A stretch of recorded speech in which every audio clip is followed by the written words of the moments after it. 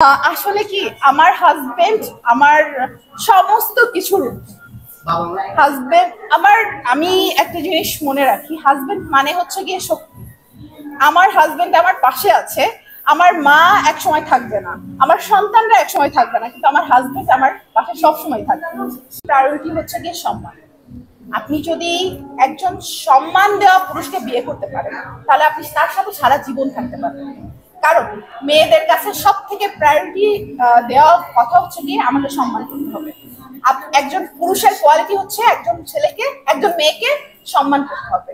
একজন মেয়েকে সম্মান করতে পারলে বাকি সবকিছুই অটোমেটিকলি চলে আসে। টাকাওয়ালা ছেলে হচ্ছে গিয়ে বর্তমানে পছন্দ করছে, কারণ মানুষ এখন হচ্ছে গিয়ে মানে মোহতে পড়ে গেছে যে আমার টাকা দরকার, কারণ আসলেই টাকা দরকার হয়।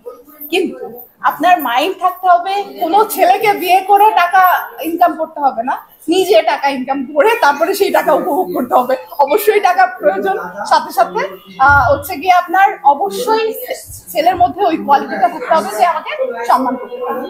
আপনি যদি বিয়ে না করেন আপনি তো পরিপূর্ণই হবেন না, আপনি মা হতে পারবেন না, আপনি আরো সম্পর্ক যত কিছু আছে আল্লাহ তাআলা আপনাকে যত দায়িত্ব দিয়েছে সেটা আপনি পরিপূর্ণ হতে পারবেন না। একজন মেয়ের সব থেকে বড় আইডেন্টিটি সে বিবাহিত। আরেকটা সেম প্রশ্ন, যে একটা ছেলে হোক আর মেয়ে, যেহেতু মেয়েদের কি ধরনের ছেলেকে বিয়ে করা মানে প্রয়োজন মনে বা দরকার মনে করেন, যে এই ধরনের ছেলেকে বিয়ে করলে সুখী মনে হয়?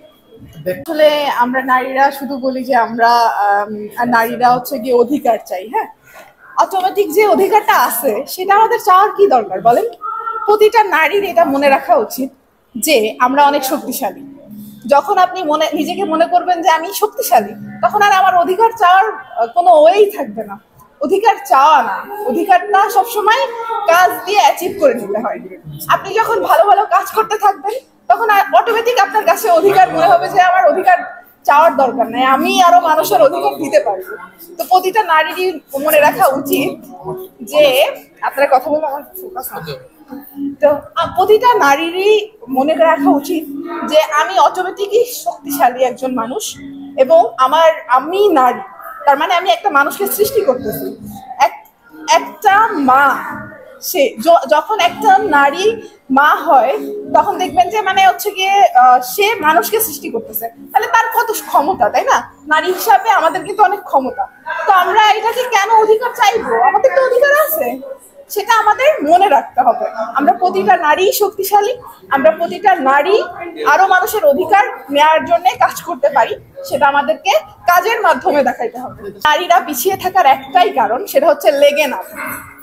একটা মানুষ যখন একটা কাজ শুরু করে তো তার কি মনে রাখতে হবে আগে যে আমি এই কাজের আমার ফলাফলটা কি, আমার কাজের হচ্ছে গিয়ে গন্তব্যটা কি। তখন গন্তব্যে যাওয়ার আগে যখন আপনি পিছলা খাবেন, যখন আপনি পিছলা খেয়ে আর উঠবেন না, সেটাই হচ্ছে ভুল। তো আমাদের সব থেকে আগে মনে রাখতে হবে আমার লক্ষ্য কি, এবং আমাদের লেগে থাকতে হবে। আমি যতক্ষণ পর্যন্ত আমার গন্তব্যে না পৌঁছাবো ততক্ষণ পর্যন্ত আমার লেগে থাকতে হবে। কখনোই এটা আমাদের মনের মধ্যে রাখা উচিত না যে একজন পুরুষ আর একজন নারীর সম অধিকার হবে। একজন নারী সবসময় আগিয়ে, এবং ইসলাম ধর্ম বলেন, প্রতিটা ধর্ম বলেন, প্রত্যেকটা ধর্মতে নারীকে এগিয়ে অটোমেটিকলি রাখা হয়েছে। আমরা কেন সম অধিকার চাবো? আমাদের তো সম্মান সবকিছুর ঊর্ধ্বে, আমরা কেন চাইবো? এটাই আমাদের ভুল।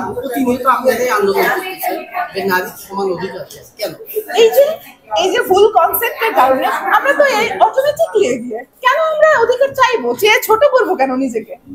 অবশ্যই আমাদের মধ্যে কোয়ালিটি আছে, এই জন্য আমরা নারী হয়ে তৈরি হয়েছি। সৃষ্টিকর্তা আমাদেরকে দুনিয়ায় পাঠিয়েছে, তো আমরা অটোমেটিকলি অধিকারে আছি, এবং সম অধিকার না, সব থেকে উঠে আসি, সেটা আমাদেরকে আগে মানতে হবে। মনে হয় একজন মানুষকে যোগ্য করে নিতে হয়।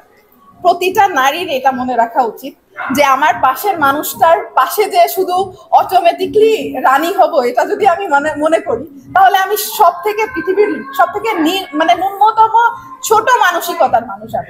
আপনি আপনার রাজাকে যদি রাজা বানিয়ে সামনে আগায় নিতে পারেন, আপনার পাশে আপনি যখন রানী হিসাবে তার পাশে বসবেন, তখন আপনার নিজেরই প্রাউড ফিল হবে যে তার রাজা হওয়ার পিছনে আমার অনেক অবদান আছে, এবং সেও সারা জীবন মনে রাখবে যে যে আমার ওয়াইফ আমার পাশে ছিলেন, যে আমাকে রাজা হওয়ার এই জার্নিতে আমাকে অনেক হেল্প করেছে।